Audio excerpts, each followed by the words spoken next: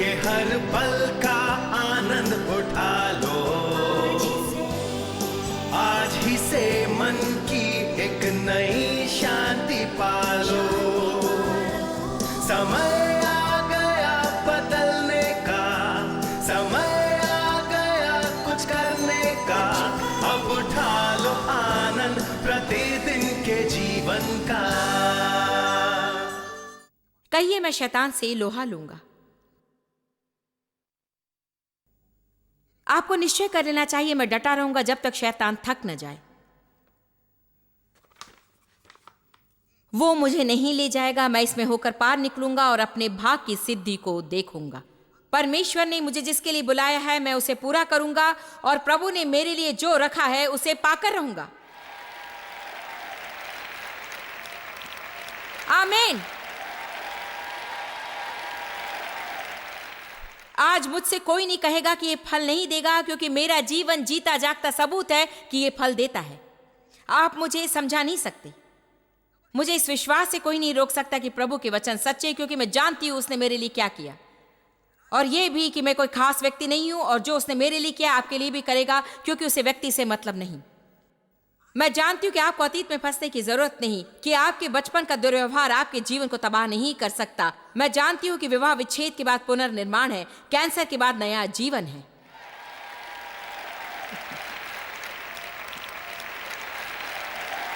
जानती हूं कि आप सीधे और साधारण रहकर भी प्रभु द्वारा सामर्थ्यशाली रूप से उपयोग किए जा सकते हैं। जानती कितना आश्चर्यजनक हो सकता है? मतलब मेरा सारे संसार में प्रचार करना। सोचिए कितने अचरज की बात है। मतलब प्रभु के साथ के बिना यह नामुमकिन था। मेरी बात कौन सुनता? मैं एक साधारण स्त्री हूं, मेरी आवाज में बिल्कुल मिठास नहीं है, अपने आप को इतना शिष्ट भी मैं नहीं समझती हूं।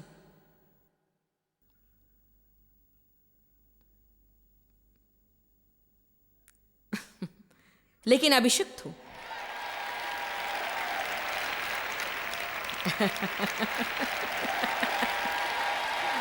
शैतान मुझ पर इतना नाराज है क्योंकि मैं खुश हूं।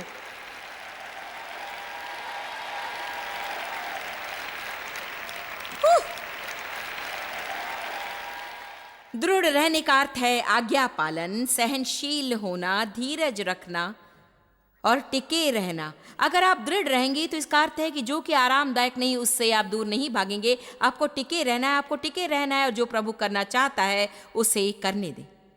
आप बढ़ते नहीं क्योंकि आप बढ़ना चाहते हैं, प्रभु को आपको बढ़ाने दें। आप स्वयं को पदोन्नति नहीं देते, आप प्रभु की पदोन्नति की प्रतीक्षा करते, क्योंकि वही सच्ची पदोन्नति है। और इस प्रतीक्षा के दौरान आप धीरज धरना सीखते हैं। धीरज धरना किसी बात को सहना नहीं है, लेकिन आप धीरज के दौरान किस तरह का बर्ताव करते हैं वो है।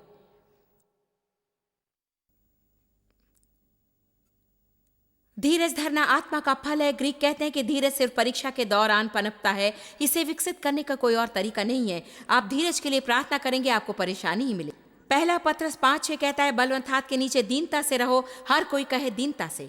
परमेश्वर के बलवंत हाथ के नीचे दीनता से रहो, जिससे वो तुम्हें उचित समय पर बढ़ाए। हाथ के नीचे हर चीज से भागने की कोशिश ना करें। आप किसी चीज से भागेंगे, प्रभु वापस भेज देंगे। मूसा मिस्र से भाग निकला, प्रभु ने उसे जंगल में भागने को नहीं कहा था। मूसा भागा और 40 साल के बाद प्रभु ने उसे जलती हुई झाड़ियों के पास पाया और कहा, वापस मिस्र को लौट जाओ। ओ हाँ। हम सामना करने के लिए पवित्र आत्मा से भरे हुए हैं, न कि उससे भागने के लिए।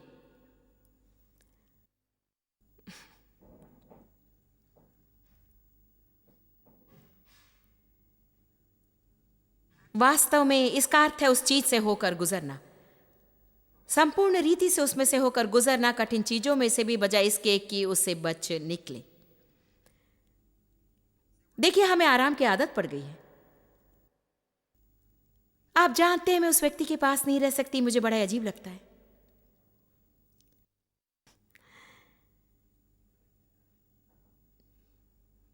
खैर, जानते हैं मैं उन्हें सह नहीं सकती, मैं बहुत शर्मीली हूं। इब्रानियों 6।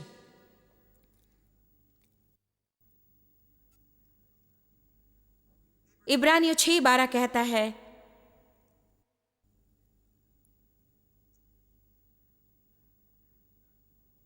खैर आइए शुरू करते हैं पद 11 से। पर हम बहुत चाहते हैं कि तुम में से हर एक जन अंत तक पूरी आशा के लिए ऐसा ही प्रयत्न करता रहे। एम्पलीफाइड कहती है पूरे रास्ते भर।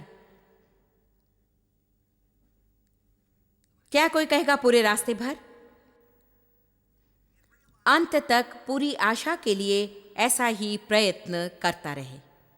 पद 12, ताकि तुम आलसी न हो जाओ वरन उनका अनुकरण करो। उसके बाद यहां कहा गया है, जो विश्वास और धीरज के द्वारा प्रतिज्ञाओं के वारिस होते हैं। तो प्रभु की प्रतिज्ञा कैसे स्वीकारते हैं? विश्वास और धीरज द्वारा। सिर्फ विश्वास ही नहीं वरन विश्वास और धीरज द्वारा। इब्रानियों 10:36।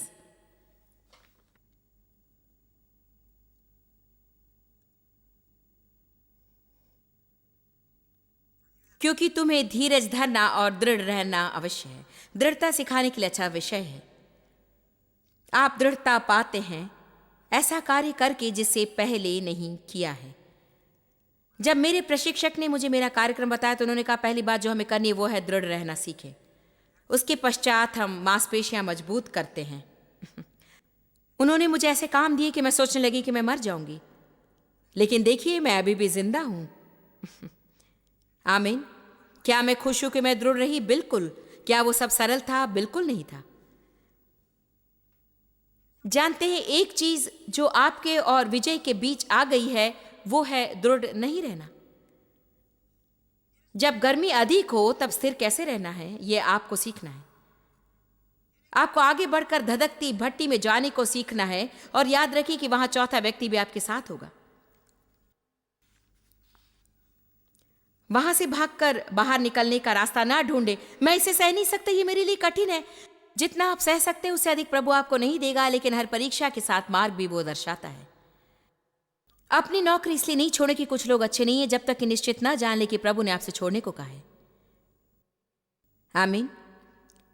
मेरा क्या हुआ होता अगर शादी के 2 साल बाद डेव मुझे छोड़ गए होते?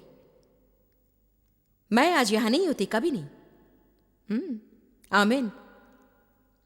हाँ, डेव का धन्यवाद।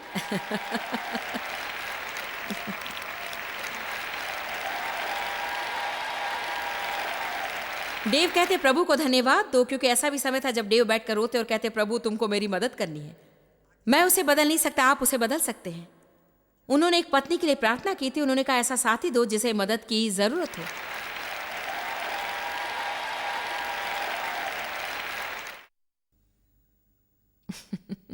जानते हैं धीरज के बिना हम प्रतिज्ञा की भूमि के वारिस बन सकते। मैं वो नहीं बनना चाहती जो केवल दूर से देखते हैं लेकिन उसे पाकर अपना नहीं सकते। मैं पाने वाली बनना चाहती हूं। मैं अपनी वसीयत खर्च करना चाहती हूं। अपना जीवन उसके बारे में बातें कर गंवाना नहीं चाहती। मैं उन सब का आनंद उठाना चाहती हूं जिससे देने यीशु मरा, न कि किसी एक दिन पाने की आशा में अपना जीवन व्यर्थ गंवाऊं। प्रभु का राज्य सिर्फ मांस और पीना नहीं, वो है धार्मिकता, शांति और आनंद। आपका लहू द्वारा खरीदा गया अधिकार है कि अपने बारे में सही अनुभूति रखें और प्रभु के साथ सही संबंध रखें। अपने जीवन भर इस एहसास के साथ न जिए कि मेरे साथ कुछ खराबी है। आप यीशु मसीह में प्रभु की धार्मिकता बनाए गए हैं। शांति पाने का आपको लहू द्वारा खरीदा गया अधिकार है, ऐसी शांति जहां समझदारी, बहुत सा आनंद और महिमा है। आमीन। आपको बढ़ोतरी का अधिकार है। अपने बच्चों की बढ़ोतरी में प्रभु का आनंद मिलता है। आपको शारीरिक चंगाई और शारीरिक अच्छे अनुभव का अधिकार प्राप्त है। हमें सदा थका हारा नहीं रहना है। अब मैं जो कहने जा रही हूं वो बहुत ही महत्वपूर्ण है। आइए देखते हैं इब्रानियों 12 पद 2।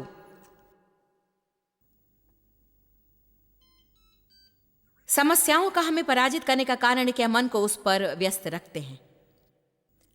ध्यान से सुनिए, समस्याओं का हमें पराजित करने का कारण है कि हम मन को उस पर व्यस्त रखते हैं और अपने मुंह को भी उस पर व्यस्त रखते हैं। क्योंकि जब समस्याएं होती हैं हम लगातार उनके बारे में सोचना चाहते हैं, बोलना चाहते हैं, सोचना चाहते हैं, बोलना चाहते हैं, बोलना चाहते हैं, सोचना चाहते हैं, सोचना चाहते हैं, बोलना चाहते हैं, सोचना चाहते हैं, बोलना चाहते हैं।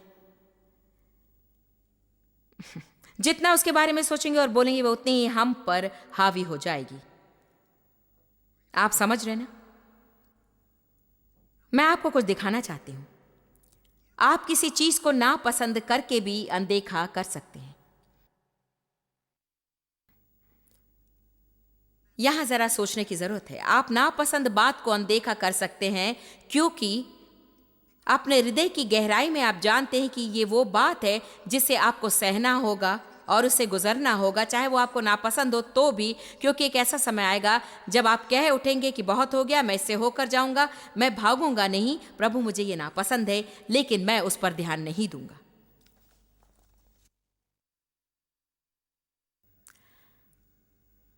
या तो आप सारा दिन समस्या के बारे में सोच सकते हैं या आप बाहर जाकर उसे भूल सकते हैं। सारा दिन घर पर हताश होकर दुखी हो सकते हैं या किसी मित्र के साथ लंच पर जा सकते हैं, लेकिन वो सकारात्मक विचारों वाला मित्र हो, क्योंकि नकारात्मकता आपको और भी हताश कर देगी। आमीन। यह आप पर निर्भर है। हमेशा बैठकर अपनी समस्या के बारे में ना सोचे, उन्हें आप सुलझा तो नहीं सकते। मुझे पता लगाना होगा कि क्या करना है। खैर, जानते क्या है गर्व? आप ऐसा क्यों सोचते कि आप पता लगा लेंगे? कब ये सीखेंगे कि आप किसी चीज का कुछ नहीं कर सकते?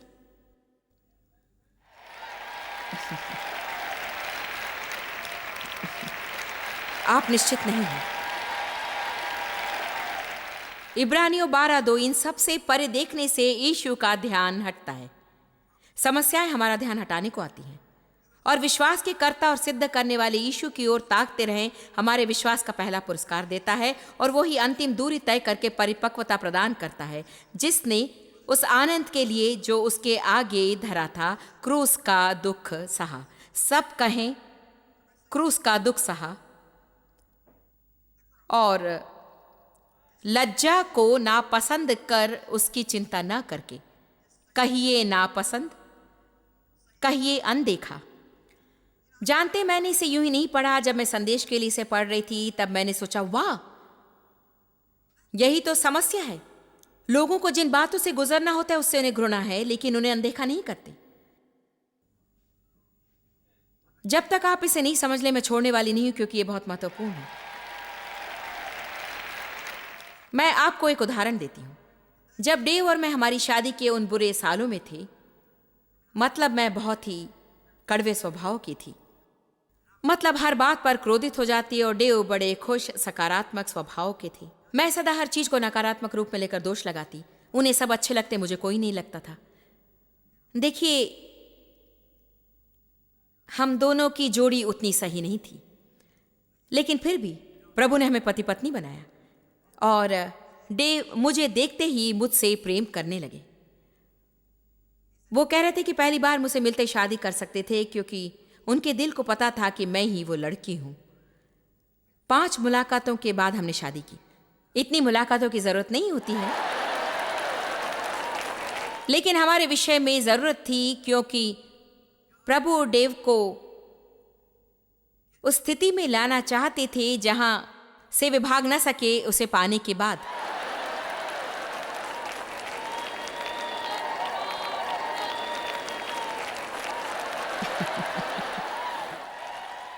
मतलब आप डेव को जानते हैं। डेव नम्र हैं, आत्मा से भरे व्यक्ति, और सदा चर्च जाते रहे हैं, और जानते हैं वो एक अच्छी पत्नी को पाने के लिए प्रार्थना करते रहे और लगातार करने की कोशिश में थे, और अंत में उन्हें मिला क्या? बॉम्ब।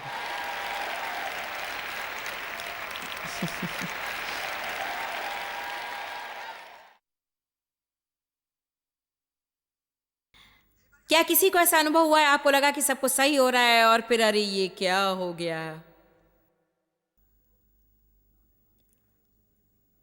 मैं कभी कभी डेव से 3 हफ्तों तक बात नहीं करती थी, उनसे एक शब्द भी नहीं कहती, क्योंकि अपनी बात मनवाने का मुझे एक ही तरीका मालूम था, वो था क्रोध। उसी वातावरण में पली बड़ी तो वही मुझे प्राप्त हुआ। लेकिन एक बात बताऊं, उन्होंने मुझे अनदेखा किया और इस कारण मुझ में स्पष्टता आई। क्या किसी को कुछ प्रकट हुआ है? अब जब मैं कहती हूँ उन्होंने मुझे अनदेखा किया, ये मतलब नहीं कि उनका बर्ताव बुरा था। अगर मैं अच्छा बर्ताव चाहती तो अच्छा बर्ताव करते, जहाँ भी जाती मुझे भी साथ चलने को कहते। लेकिन अगर मैं कहती मैं नहीं चलूंगी तो वे कहते कोई बात नहीं, मैं जा रहा हूँ।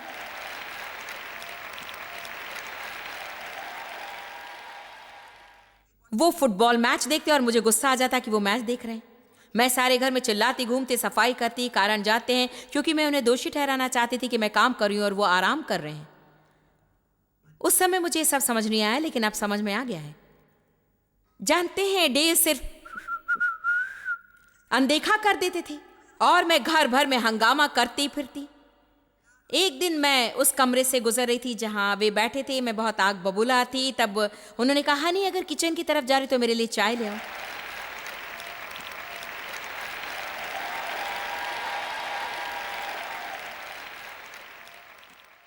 उस समय मेरा गुस्सा चरम सीमा तक पहुंच गया।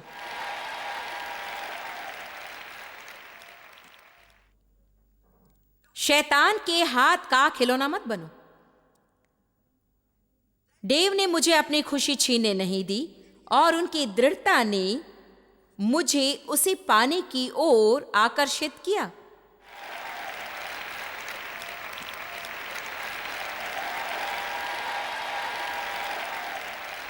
देखिए, अगर वे भी मेरे साथ चिल्लाए होते तो अंत में हम अलग हो जाते। मेरा बर्ताव उन्हें नापसंद था, लेकिन उन्होंने उसे अनदेखा किया। वे जो थे उसी में दृढ़ रहे और बिल्कुल यही यीशु ने भी किया, हमेशा एक जैसे। दूसरा चाहे जो कुछ भी करे, यीशु यीशु ही रहे। आप लोग समझ रहे ना?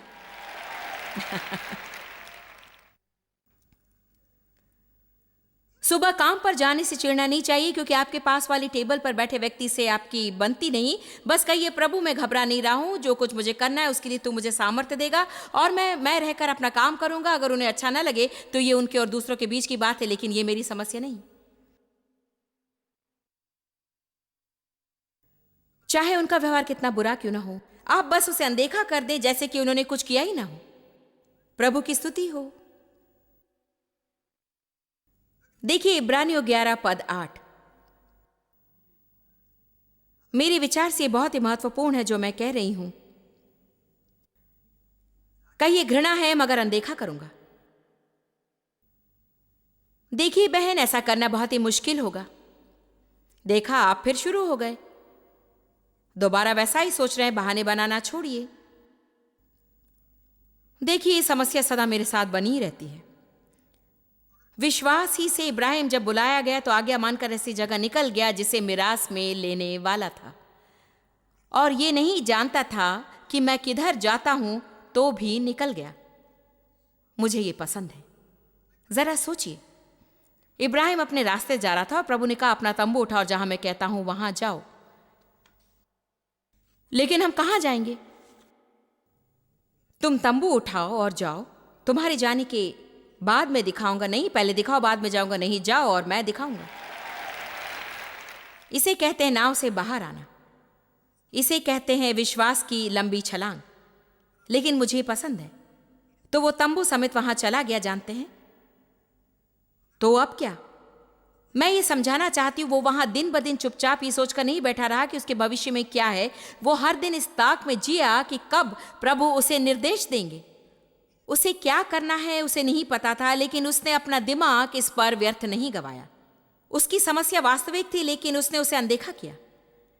अधिकांश इसे बर्दाश्त नहीं कर सकते अगर उन्हें पता न चले कि उनके भविष्य में क्या है। क्यों ना आप आज के दिन का आनंद बनाएं और कल की चिंता कल पर छोड़ दें।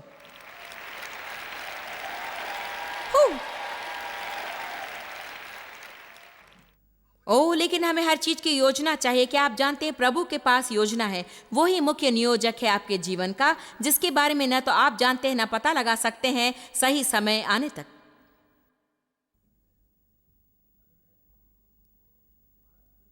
अपने जीवन का आनंद उठाएं। जहां प्रभु ने आपको रखा है आप वहीं बने रहें, वहां पर दृढ़ रहें। परीक्षा में सफल हुए तो अवश्य एक दिन आपकी गवाही अत्युत्तम होगी। जानते, नूह ने कुछ हफ्तों में ही जहाज नहीं बनाया। उसे न्याय सहना पड़ा। जैसा प्रभु ने कहा था उसे बिल्कुल उसी तरह जहाज बनाना पड़ा। और ये मुश्किल का काम है, जानते हैं हम हमेशा थोड़ा सा अपना तरीका अपनाना चाहते हैं और हमारे मन से उसे निकालने में बहुत समय लग जाता है। अपने जीवन का सपना देखने के लिए यूसुफ से घृणा की गई थी। इब्राहिम ने 20 सालों तक असंभव पर विश्वास किया। मूसा ने आराम की जिंदगी से पीठ फेर लिया था और बाइबल बताती कि उसने प्रभु के लोगों के साथ कठिन समय गुजारना पसंद किया बजाय आराम की पाप की दुनिया में जी। कितने लोग जीवन भर की खुशी के लिए थोड़े समय की खुशी को छोड़ देते हैं? बहुत कम लोग। दानियल ने अपनी सच्चाई को कायम रखा जबकि उसे मारने की धमकी दी गई थी। रूथ ने अविश्वासी होने की बजाय कठिनाई को चुना। एस्तर ने राष्ट्र को बचाने तो अपनी जान की बाजी लगा दी। पतरस संपूर्ण असफलता के पश्चात विजयी होकर लौटा। बहुत से लोगों के लिए मुश्किल है। अगर वे जीवन में अपने आप को मूर्खता की स्थिति में ला खड़ा करते हैं तो वे जीवन में हार मान जाएंगे। आपके लिए प्रभु ने इतनी सामर्थ्य दी है कि आप विजयी होकर लौट सकें।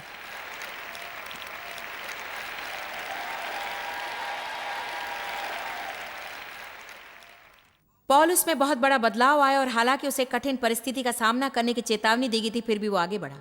इनमें से हर एक का हालांकि उन्हें कठिनाइयों से होकर गुजरना पड़ा, जीत उन्हीं की हुई। अब आइए दूसरा पहलू देखते हैं। नूह को जल प्रवाह से बचाया गया। यूसुफ महान शासक बन गया। इब्राहिम को चमत्कारी पुत्र मिला। मूसा ने लाल सागर का विभाजन किया, 10 आज्ञाओं को स्वीकार और इस्राएल देश को प्रतिज्ञा की भूमि तक ले गया। दानियल को सबके ऊपर लगातार पदोन्नति दी गई। 3 राजाओं को उसने देखा। ऐसी दया परमेश्वर ने उस पर दिखाई। रूथ ने शहर के सबसे धनी व्यक्ति से शादी की और यीशु की वंशावली में आ गई। एस्तर पटरानी बन गई और पतरस और पौलुस हमेशा प्रसिद्ध रहेंगे। कठिनाई से गुजरना लाभदायक था।